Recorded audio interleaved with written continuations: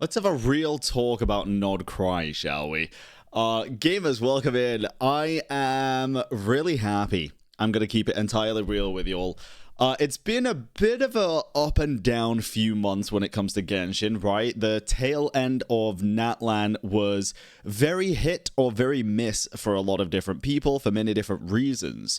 Overall, I do. Let me preface this entire video by just saying a lot of people seem to think that I hated everything about Natlan when that is just not true. I actually was one of the few at the time that was praising the Archon quest, right, when it was in the beginning. The lore that we got in Natlan was phenomenal. I do still stand by my points that it suffered drastically from story presentation.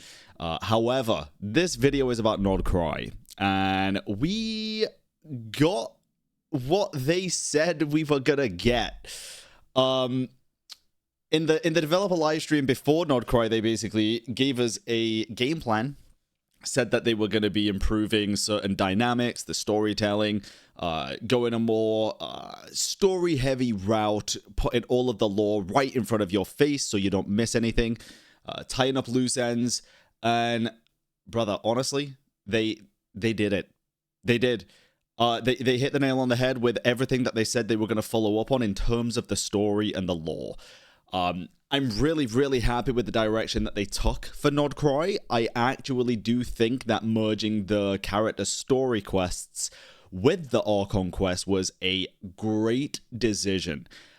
It felt really smooth, it felt fluid, it felt integrated and integral to the main plot, not just like a little side story that was revolving around NPCs or anything. No, it felt like the character's story inside of the Archon quest. I know it's not actually classed as an Archon quest, but still. Nod Krai music is quite literally some of my favorite in the game. It might not be as hype as other songs, but that's not all music is to me. The Celtic vibes is something that I always vibe with, especially the tavern music and stuff, where it just sounds like bardic music, you know, from it's just amazing, dude. It's amazing. Nod Krai so far is everything that I wanted it to be and more in terms of the actual game and the gameplay. It's a breath of fresh air. It really is, and I think a lot of people can see that. Now, don't get me wrong, there's still some things in the story that felt like small misses. I don't think it's perfect. I really don't. There's still some storytelling elements that could be a lot better. Act 1 could have had a lot more cutscenes. I think we had 1, maybe 2 the entire act, and it was like 5-6 hours. But the positives far outweigh the negatives this time around. And I think anybody would be lying if they said otherwise, but everybody's entitled to their own opinion as well. But yeah, they followed through, bro. The story felt smooth. The characters are lovable, bro. The characters are so good. Oh my goodness. And the fact that they're presenting the lore to us in such a cool way. I mean, Enefa, literally Ineffable Enefa guides us straight into Nod Krai and tells us about everything. A better guide than Paimon, for crying out loud. And then Llama telling us about the Moon Sisters. My goodness. And Flynn's being a fae. Out of all the characters, I didn't expect Flynn's to be the Fae, dude, but that's really, really cool. Now, let me briefly talk about something else that I'm really happy about in terms of Nod Krai. And big spoilers coming up, but that should be a given since, you know, this is probably a video titled something like Real Talk about Nod Krai, Genshin Impact. Reria. Jesus Christ, dude. So I saw leaks, sadly. That's what the video was about the other day. If you want to go give that a watch. Just of the design. It was literally of like the 3D model. I think 3D. I don't know. Basically the freaking T-pose model. So I expected that we'd see him at some point. I didn't expect to see him in the 0.0 patch. I'll keep it real. I really didn't. When he showed up, that was awesome, dude. Act 2 of this Archon quest was insane. It was jam-packed. Honestly, I gave it a bit of criticism, and I think it's fair criticism. I think it was really slow in the beginning. I think it kind of needed to be a little bit slow to introduce us to all the plot points with Nefa, but I think it could have been sped up a little bit and also just add a couple of fun little cutscenes there instead of the dialogue constantly. I think that would have been fine. But again, it's small nitpicks at this point. The rest of it was 10 out of 10. It's just that dropped it down for me, genuinely. The rest of the quest was so good. There was also, in terms of the Reria stuff, it's not only his design that's amazing, right? It's the fact that we basically just got a soft confirmation that we are going to be meeting every single sinner in the game. You might be thinking, why? How did we get soft confirmation of that? I need you all to think back to when we first met a Fatui Harbinger and it popped up with the, what was it, Signora, I think? La Signora, whatever number of the Fatui Harbingers with the red symbol and the red text. Yeah, that exact same thing happened for Reria, and we got the official Sinner symbol, which is like the freaking belt loop galaxy in Star Rail, whatever it is, the Amphorius one, the infinity symbol. Yeah, I'm very excited. So we're probably going to be meeting every single Sinner as well as every single Harbinger.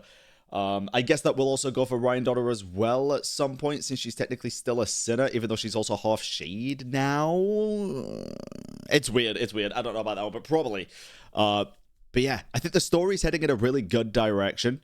I thought, sure, parts of it might have been a little bit predictable at times, but then they kind of threw us off with the whole shape-shifting stuff. I'm really happy with it. There's a couple of bads, I think, which is literally just a lot of people complaining again that they're locking exploration behind character units, like with Llama. I think it's cool that you can transform into like a deer and double jump and stuff. But at the end of the day, it's like, bro, the Kuvaki stuff, it's better movement than any of the playable characters, I feel like. I feel like it's just good. Unlike the Saurians, the Kuvaki stuff actually feels really fluid and really nice to use. So I'm okay with it, to be fair. But yeah, I mean, locking exploration gimmicks behind characters is just something we kind of have to deal with at this point, I feel like, sadly, because I still don't really like it. I feel like every character should have some kind of, like, permanent gimmick for exploration, which I guess gliding is one, but it's not really great nowadays. But yeah, I'm so curious, dude. I'm so curious what y'all's thoughts are on Nod Krai. Genuinely, I think it is probably the best introduction to a region we've ever had. I really do think so. And that's saying a lot, because I didn't even think Fontaines surpassed Sumeru, because Sumeru was my first ever, like, official introduction to a brand new region with everybody else. I started playing in Inazuma. So Sumeru had that kind of nostalgia grip on me all the way through Sumeru and through Fontaine and through Natlan. But Nod Krai, this first patch has really sold me, dude. It really has. The aesthetics are everything to me. I love it. I love the Enconomia vibes that you get everywhere. I love the fact that we're meeting so many different characters from so many different factions. Never number one. It's just crazy. It's mind-blowing. I'm really happy with the direction Genshin is taking at the minute. I think it's a big step in the right direction. I'm very positive for the future. I'm looking forward to it.